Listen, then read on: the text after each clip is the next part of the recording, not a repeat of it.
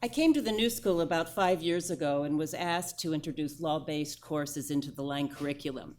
Given the New School's long tradition in an interest in issues of social justice, I thought it was a natural fit, and I readily embraced the challenge and the delight of developing and selecting the courses that I was going to teach. What did concern me, however, was the change from teaching graduate law students in a professional program to teaching undergraduate students in a liberal arts program. In fact, the question that I'm most frequently asked is, how different is teaching college students at the New School? And that's the question I'm going to try to answer today. Now, law, of course, is traditionally taught by the Socratic method.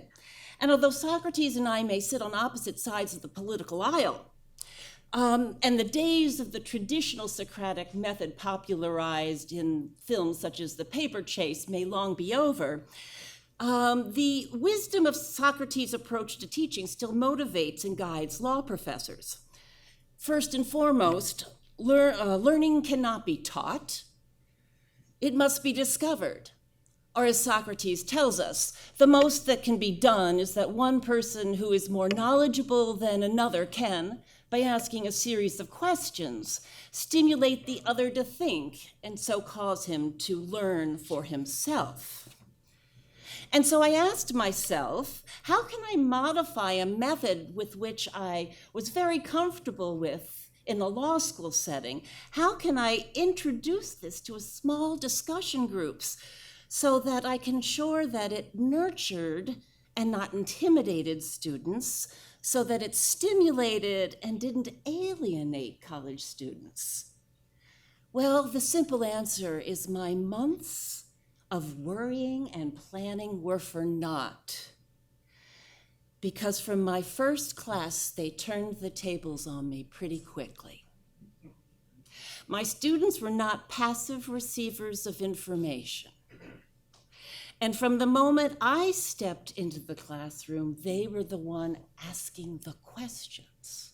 And they were not asking simple, answerable questions. They were asking huge, wonderful, creative, unanswerable questions.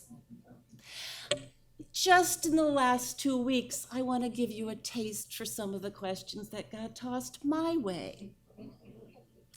Is it possible to achieve a fair and just criminal justice system in the United States?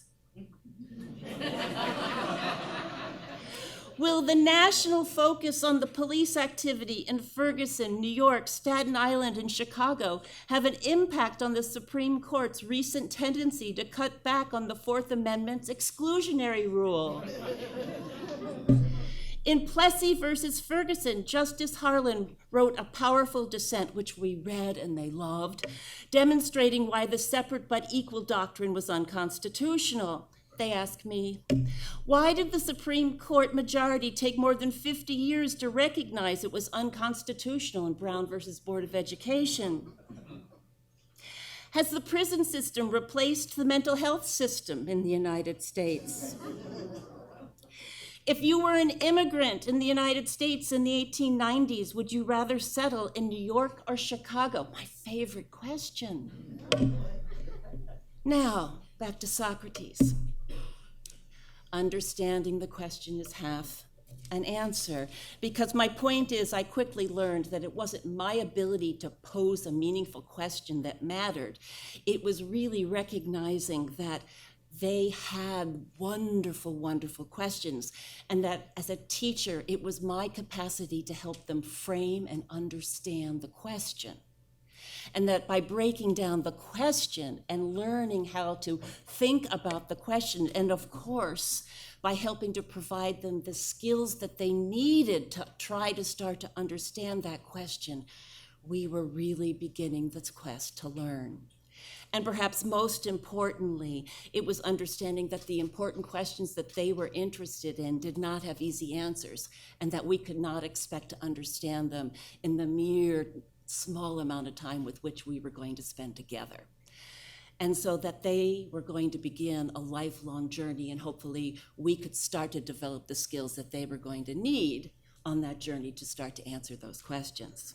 So I leave each class exhausted and exhilarated, reminded by Socrates that as for me, all I know is that I know nothing, but excited to prepare for the next class where again they can begin to pose to me such wonderful questions.